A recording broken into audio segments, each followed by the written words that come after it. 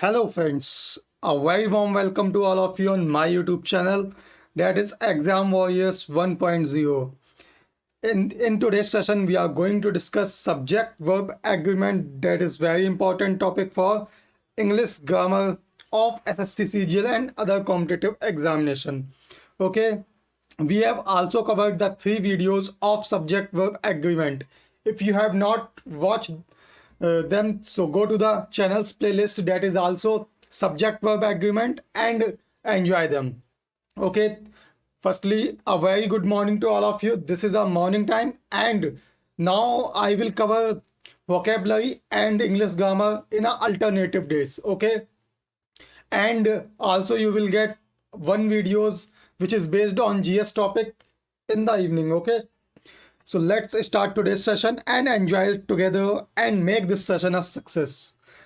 So first tool of today's session is showing on your screen, that is the plus adjective.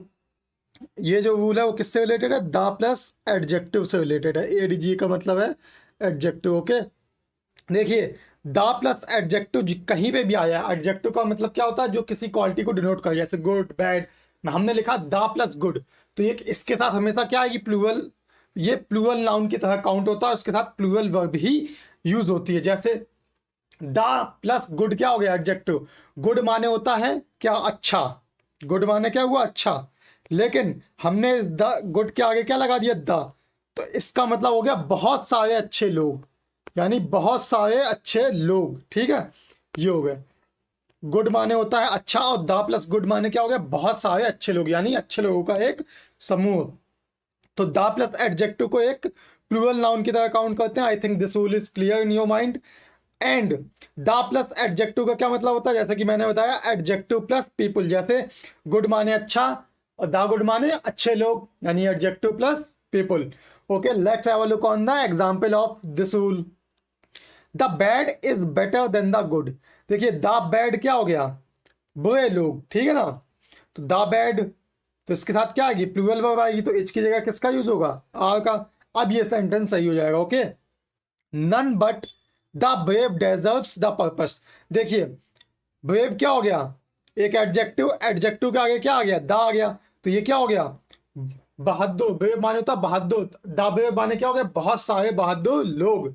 तो यहाँ डेजर्व्स की जगह क्या आएगा? सिर्फ डेजर्व आएगा. ठीक है ना? ये एस क्या था जो सिंगुलर को डिनोट करता था, सिंगुलर वर्ब को, वो हटे आएगा. अब ये सेंटेंस सही हो जाएगा. आई think this rule is clear in your mind, and let's have a look on the another important rule.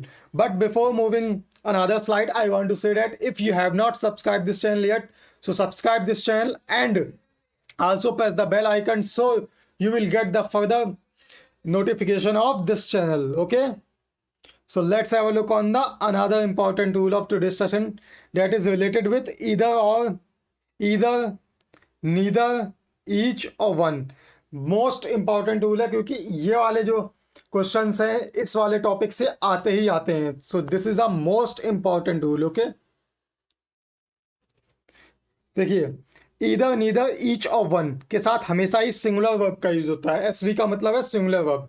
अगर आपने प्रीवियस सेशन देखे होंगे तो उसके मैंने सब बताया कि एसवी, पीसीएन, यूसीएन का फुल फॉर्म क्या होता है. एसवी माने हैं यहाँ पे सिंगुलर वर्ब. ओके, तो ईदर, नीदर, ईच, वन के साथ सिंगुलर वर्ब का यूज होता है. ईदर, नीदर, ईच और वन के बाद हमेशा ही सिंगुलर नाउन का यूज होता है और सिंगुलर वर्ब का यूज होता है. जैसे कि ईच स्टूडेंट होता है, ना कि ईच स्टूडेंट्स. ठीक है ना? तो ईच के बाद क्या आएगा? सिंगुलर. ऐसे ही एवरी स्टूडेंट. एवरी स्टूडेंट्स गलत है, एवरी स्टूडेंट सही है. तो इसी तरीके से हम लोग देखते हैं. ठीक है, इधर नीदर, ईच, वन के साथ अगर प्लूरल आ जाए तो बाद में क्या आता है? प्लूरल नाउन ही आता है. अगर इधर, नीदर, ईच, वन के बाद ऑफ का यूज हो जाए तो उसके बाद प्लूरल नाउन आता है. लेकिन वर्ब हर केस में आपको याद रखनी, इधर, नीदर, ईच, वन के साथ सिंगुलर वर्ब का ही यूज किया जाता है. ओके, जैसे ईदर ऑफ कैंडिडेट्स. ठीक है ना? कैंडिडेट्स में से दो लोग. ईदर का मतलब क्या होता है? दो. तो ऑफ के बाद क्या आ गया? कैंडिडेट्स, यानी कि प्लूरल नाउन. ठीक है, क्योंकि सिलेक्शन क्या होता है? बहुत सारे लोगों में से किसी एक का होता है. हमने कह दिया one of the students has committed this crime. तो स्टूडेंट्स में से किसी एक स्टूडेंट ने ये क्राइम कमिट किया है. ओके, तो सिलेक्शन जो हुआ बहुत सारे स्टूडेंट्स में से किसी एक का हुआ. तो इस केस में ये क्या होता है? सिलेक्शन को डिनोट करता है. तो सिलेक्शन जब किसी में बहुत सारे लोगों में से किसी एक का हुआ है तो सिंगुलर वर्ब का ही तो यूज होगा उसके साथ, ठीक है। I think this rule is also clear in your mind. Let's have a look on the example which is based on this rule. Neither go to show that you are culpable. तो देखिए neither क्या हो गया, subject की तरह use हुआ है, तो यहाँ पे क्या आएगी सिंगुलर वर्ब, तो गो की जगह क्या यूज होगा, गोज। अब ये सेंटेंस बिल्कुल सही हो गया, ठीक है। Let's have a look on the another sentence. Okay, either book has been written by you. देखिए ईदर आ गया है, ईदर के बाद किसका यूज हुआ है, सिंगुलर नाउन। देखिए ईदर के बाद सिंगुलर नाउन और singular verb. I think this rule is also clear in your mind. ये सेंटेंस बिल्कुल ही सही है। अब देखते हैं next. One of my friends have become the CM of Delhi. तो देखिए मेरे फ्रेंड्स में से, देखिए सिलेक्शन किसका हुआ, एक का। मेरे फ्रेंड्स में से कोई एक दिल्ली का सीएम बना है, तो हैव की जगह क्या आएगा, हैज। क्यों, एक बना है ना, तो सिंगुलर वर्ब का यूज होगा। Okay, I think this rule is also clear in your mind. Let's have a look on the another important rule of today's session. Another rule is related with every some no anybody, ठीक है। Every some no anybody. अब इसके बाद किसका use होता है, body one thing, जैसे everybody हो गया, समबडी हो गया और नोबडी हो गया और एनीबॉडी हो गया। ओके, इसी तरीके से समबडी हो गया, समवन हो गया, समथिंग हो गया और okay, I think this is clear. अब ऐसे ही नो का देखते हैं हम लोग, ठीक है। नोबडी, ठीक है, नो वन और नथिंग, ठीक है। ऐसे ही एनीबडी, एनीवन और एनीथिंग। तो इसके साथ किसका यूज होता है, हमेशा ही सिंगुलर वर्ब का यूज होता है। ये बहुत ज्यादा इंपॉर्टेंट रूल है। इससे जो ग्रामेटिकल एरर्स वाला पोर्शन में बहुत सारे क्वेश्चंस पूछे जाते हैं। Let's have a look on the example of this rule. Nobody have ever hurt me. तो देखिए नोबडी आ गया है, देखिए नो आ गया है और नो के साथ किसका यूज कर दिया है, बडी का। तो हमेशा ही सिंगुलर वर्ब का यूज होता है। तो हैव की जगह किसका यूज होगा यहाँ पे, हैज का। अब ये सेंटेंस बिल्कुल सही है। नेक्स्ट है I know that something are fishy. तो देखिए सम के साथ किसका यूज किया गया है, देखिए थिंग का यूज किया गया है, ठीक है, सम प्लस थिंग और सिंगुलर वर्ब आएगी। तो I know that something are fishy, are की जगह किसका यूज होगा, इसका। अब ये सेंटेंस बिल्कुल सही है। I think this rule is also clear in your mind and you are enjoying this session as I am enjoying it, because subject verb agreement is the easiest topic of English grammar. Okay, and every competitive examination generally 2 or 3 questions are asked from subject verb agreement topic. Okay, so let's have a look on the another important rule of today's session that is showing on your screen. Another rule is related with nothing but, nothing but. Okay, ये कौन सा rule है, nothing but का rule है। लिख लीजिएगा heading डाल के, नथिंग बट। वैसे भी पहले ही मैंने लिख दिया इसको, नथिंग बट, ठीक है। तो नथिंग बट के बाद किसका यूज होता है, नाउन।